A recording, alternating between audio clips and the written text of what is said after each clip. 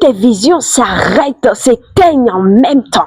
Et tu vas voir que ceux qui boivent là, ils ne deviennent pas ce que l'Éternel a prévu pour leur vie. Jamais. Moi, je n'ai jamais vu de soulard rentrer dans sa destinée. Ça, jamais.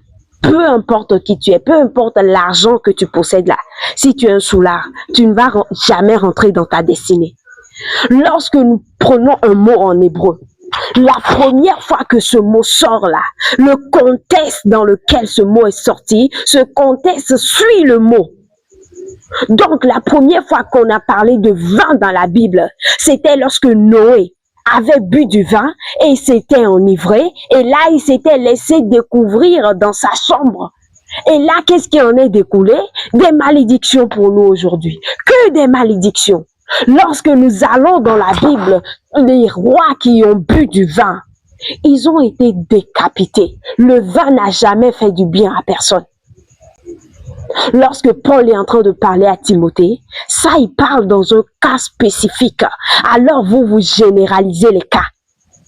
Et vous commercialisez avec l'esprit de serpent, l'esprit Lilith là, l'esprit de la prostitution. Vous vous vendez à l'esprit de la prostitution en buvant du vin. Et vous dites, vous êtes des pasteurs, vous êtes des fidèles, vous êtes des chrétiens. Vous trompez qui? Vous trompez qui? Toi qui es chrétien et qui bois du vin, tu es délivré de cet esprit au nom de Jésus-Christ de Nazareth.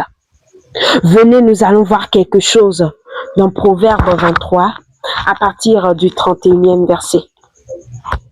La Bible dit, ça c'est une recommandation pour le corps du Christ. Proverbe 23, je lis à partir du 31e verset. Ne regarde pas le vin qui paraît d'un beau rouge, qui fait des perles dans la coupe et qui coule aisément. Ça, c'est le vin que vous buvez. Maintenant, venez, vous allez entendre.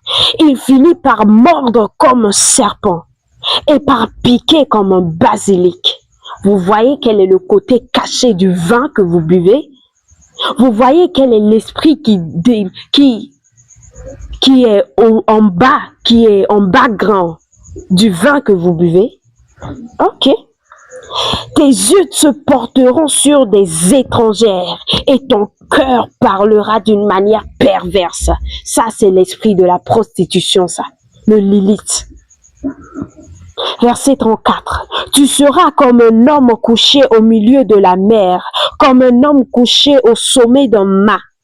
Là, tu es déboussolé, tu as perdu ta vision. Voilà comment tu es devenu. Et le verset 35. On m'a frappé, je n'ai point de mal. On m'a battu, je ne sens rien.